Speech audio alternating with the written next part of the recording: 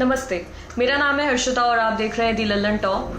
साल 1998 में 17 साल की उम्र में एक पतले दुबले सरदार ने टीम इंडिया के लिए डेब्यू किया। शरीर से हल्के होने के बावजूद इस सरदार ने अपने खेल के लिए लड़ जाने वाला जुनून था। नाम हरभजन सिंह। हरभजन ने अपने गांव से लेकर स्कूल और फिर इंटरनेशनल क्रिकेट तक इस चीज को बरकरार रखा। इसी का नतीजा है कि 18 साल बाद जब भज्जी खुद अपने करियर को पीछे पलट कर देखते होंगे तो यही सोचते होंगे कि सब कुछ अच्छा रहा, लेकिन विवादों की लिस्ट थोड़ी सी छोटी होती तो और अच्छा हो जाता। खैर, हरभजन टीम इंडिया के दिग्गज खिलाड़ी रहे जिन्होंने एक नहीं कई मौकों पर भारतीय टीम के लिए शानदार प्रदर्शन किया।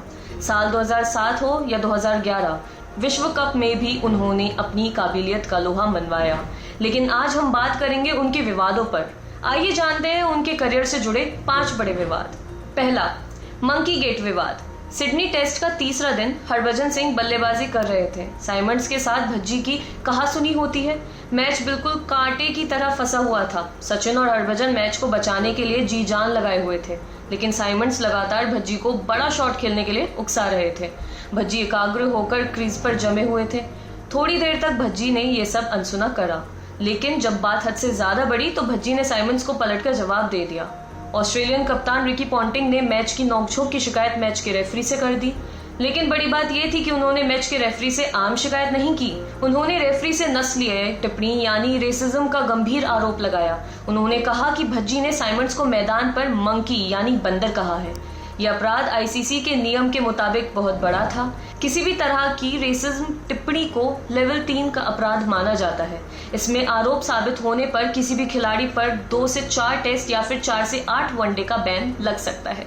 तीसरे दिन का खेल खत्म हुआ और सिडनी क्रिकेट मैदान पर मैच रेफरी के सामने सुनवाई शुरू हो गई। लगभग 6 घंटे लंबी सुनवाई आधी रात तक चली और आखिरकार हरभजन को दोषी ठहराते हुए 3 मैचों का बैन लगा दिया गया।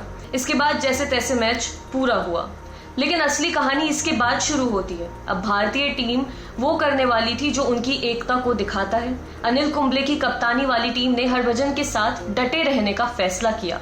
भारतीय टीम ने अगले प्रैक्टिस मैच के लिए कैनबरा जाने से इनकार कर दिया। भारतीय खिलाड़ियों ने साफ कह दिया कि अगर भज्जी पर लगे रेसिज्म टिप्पणी के आरोप वापस नहीं लिए गए तो वे दौरा रद्द करके वापस लौट जाएंगे। न्यूजीलैंड हाईकोर्ट के जज जॉन हैंसन ने भी मामले की सुनवाई की। इस पूरे मामले में विवाद बढ़ता देख आईसीसी ने इसकी सुनवाई न्यूजीलैंड के जज जॉन हैंसन को सौंप दी। इस मामले में ये खबर भी आई कि टीम इंडिया अब कोर्ट में ये दलील पेश करने वाली है कि हरभजन ने साइमंड्स को मंकी नहीं बल्कि उससे मिलती जुलती हिंदी शब्द की एक गाली दी थी। इसके बाद 29 जनवरी 2008 के दिन कोर्ट के अंदर इंडिया और ऑस्ट्रेलिया के कई खिलाड़ी पहुंचे। हरभजन सिंह के साथ सचिन तेंदुलकर, जबकि एंड्रयू साइमंड्स के साथ माइकल क्लार्क और रिकी पॉन्टिंग थे। सुनवाई लगभग शाम के 4 बजे तक चली और आखिर में पत्रकारों को भी कोर्ट रूम के अंदर बुला लिया गया। हालांकि उन्हें सवाल पूछने की इजाजत नहीं थी। जज जॉन हैंसन ने मामले की सुनवाई पूरी होने के बाद अपना फैसला सुनाया। उन्होंने भज्जी पर लगे सभी आरोपों को बेबुनियाद बताया और कहा, भज्जी ने साइमंड्स को मंकी नहीं बल्कि मां की गाली दी थी। इस तरह से भज्जी आरोपों से बरी हो गए और वे विवाद क्रिकेट इतिहास के सबसे बड़े विवादों में शामिल हुआ। अब बारी है 2018 के आईपीएल में भज्जी श्रीसंत स्लैब गेट विवाद की। साल 2008 आईपीएल का पहला सीजन मोहाली में मैच हो रहा था किंग्स 11 पंजाब और मुंबई इंडियंस के बीच। मोहाली हरभजन का होम ग्राउंड था, लेकिन वो मुंबई के लिए खेल रहे थे। श्रीसंत उन दिनों पंजाब के लिए खेलते थे। युवराज पंजाब के कैप्टन थे। पंजाब ने मुंबई को मैच में 66 रनों से हरा दिया। इसके बाद टीवी पर टीमें मैदान से आती आती दिख रही थी। इतने में ही एक तस्वीर दिखती है जिसमें श्रीसंत उस वक्त रो रहे थे। किसी को कुछ समझ नहीं आया, लेकिन थोड़ी देर बाद खबर आई कि श्रीसंत ने इल्जाम लगाया है कि हरभजन ने उन्हें थप्पड़ मारा है। यहाँ तक कि इस पूरे मामले में यह भी सामने आया कि हरभजन के दोस्त युवराज सिंह भी भज्जी की इस हरकत से काफी खफा थे। उन्होंने कहा, ये क्रिकेट नहीं है, ये ठीक नहीं है। इसके बाद मैच वाली रात ही हरभजन ने आज तक को इंटरव्यू दिया जिसमें उन्होंने कहा, श्रीसंत और मैं भाई की तरह है, ऐसा कुछ नहीं है, मैंने थप्पड़ नहीं मारा, कुछ कहा सुनी हुई है और सब कुछ ठीक हो जाएगा। ये सब सिर्फ बड़ा चढ़ाकर दिखाया जा रहा है। हरभजन के बाद ही श्रीसंत भी इंटरव्यू के लिए आए। उन्होंने भी इस तरह की घटना से साफ इनकार कर दिया और कहा, उन्होंने कोई थप्पड़ नहीं मारा, थोड़ी सी कहा सुनी हुई थी। भज्जूपा मेरे भाई की तरह है, सब कुछ ठीक है। इसके बाद ऐसा लगने लगा कि अब सब कुछ सुलझ गया है। लेकिन मैच के अगले दिन ही यानी 26 अप्रैल के दिन मैच रेफरी फारूक इंजीनियर ने इंटरव्यू में ये कहकर सबको चौंका दिया कि क्रिकेट में ऐसा थोड़ी होता है, लफाड़ा मार दिया। उनके इस बयान से ये साफ हो गया कि इस मामले में कोई ना कोई जानकारी या सबूत मैच रेफरी इंजीनियर के हाथ लगा है, या तो ये सीसीटीवी फुटेज या कोई चीज ऐसी जो इस घटना पर से पर्दा उठा रही है। इसके बाद हरभजन को पूरे आईपीएल 2008 के लिए बैन कर दिया गया। पूरे मामले की जांच की गई। जांच की जिम्मेदारी आईपीएल कमिश्नर सुधीर नानावटी को सौंपी गई। उन्होंने मई के महीने में अपनी रिपोर्ट बीसीसीआई को सौंप दी। हरभजन सिंह पर 5 वनडे मैचों का बैन लगाया गया। 2013 में श्रीसंत ने फिर से ट्विटर के जरिए हरभजन सिंह पर आरोप लगाया था कि भज्जी ने उन्हें थप्पड़ नहीं मारा बल्कि कोहनी मारी थी। ऐसा ही आरोप उन्होंने 2018 में बिग बॉस शो में जाकर भी लगाया था। हालांकि 2020 में उनका एक बार फिर से नया बयान आया जिसमें उन्होंने कहा कि सचिन तेंदुलकर ने स्लैपगेट पर उनका और हरभजन के बीच जो भी सारा विवाद था वो खत्म करा दिया था। रॉयल चैलेंजर्स एड विवाद एक और विवाद हुआ साल 2006 में, जब हरभजन सिंह ने रॉयल स्टैग शराब कंपनी के लिए एक विज्ञापन किया। इस विज्ञापन में हरभजन बिना पगड़ी के नजर आए। इसके बाद सिख समुदाय ने हरभजन सिंह के इस विज्ञापन पर जमकर आलोचना की। इतना ही नहीं बल्कि उन्होंने एक शराब के विज्ञापन के लिए उन्हें जमकर घेरा। यहाँ तक कि हरभजन सिंह के होम टाउन जालंधर में भज्जी के पोस्टर जलाए गए। हरभजन ने इस एड के लिए माफी मांगी क्योंकि इसकी मांग सभी लोगों ने उनसे की। साथ ही इस एड को हटाने की भी मांग की। बाद में कंपनी ने इस एड को भी हटाया और हरभजन सिंह ने भी बिना शर्त के माफी मांग ली। अब बारी रही रिकी पॉन्टिंग के साथ विवाद की।